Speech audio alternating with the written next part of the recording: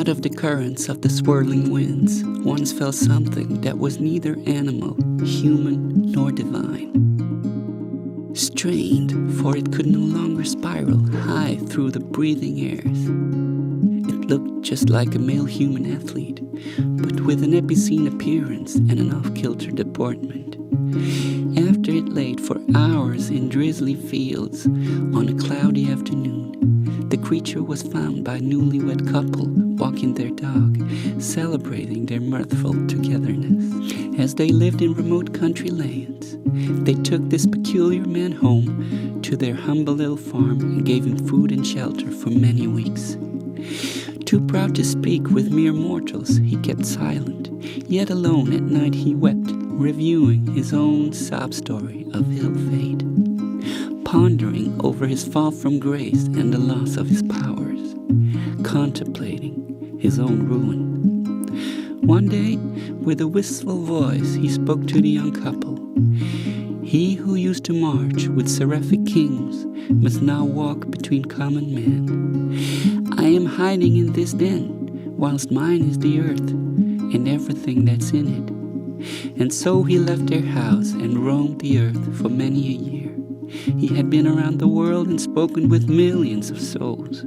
He had seen too much and learned forevermore. Again one lonely night, he whispered to himself, "What good is freedom without love? What good is love without freedom? All this mischievousness, hysteria, exploitation, destruction, separation, and alienation." He started crying and thought about the young husband and wife who welcomed him so warmly after his plummet from the white-blue yonder. Shall I look for them again? Would they still be alive after all those years? Months later, he had finally found the tiny house where his wounds were healed. The rain was pouring down and hit the roof like quick fingers on a piano. He knocked at the half-rotten front door, and an old man opened it up with the screech of an owl in the night. "He's back, dear, he's back. Please do come in, boy. Just can't believe it, after all this time." An old lady stumbled out of the kitchen and gave him a warm hug. He felt so familiar with their place, yet a tad uncomfortable, for he couldn't stop observing their appearance. "Please make yourself at home."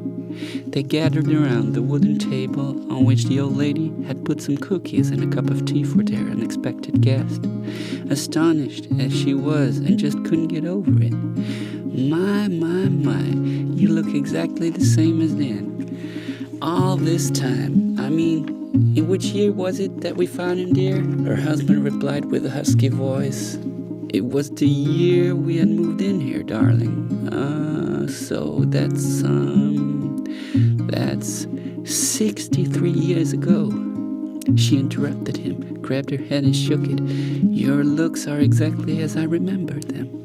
But then with a put-on voice, she immediately continued. "I also remember your views on us mortals, your sudden departure, and your hubris. Oh, that hubris." The angel replied with aplomb, "I will no longer imagine the case of any to be hopeless, nor will I think them too fallen to be worthy my regard. I'll keep my virtues, but with a common touch. I have heard the bells, my heart I gave to ethereal dances, turning into a living song. Yet nothing and no one could ever replace the tunes of heaven I lost." The old lady nodded understandingly, and then there was a brief yet muffled silence. She looked at her husband, who was reaching for the chocolate cookies, and batted his hands away, saying he should watch his sugar consumption. She looked back at the angel and blinked an eye. "It's because I wouldn't want to lose him, you know. I still love him so much." The angel uttered, "You folks will still have a couple of beautiful years left to enjoy. They will pass, but at least you will enjoy them together. I have lost my wings, and I am cursed to never-ending loneliness." The old lady replied with a comforting smile, "We are all one, embracing all that shall be. You don't need wings to fly.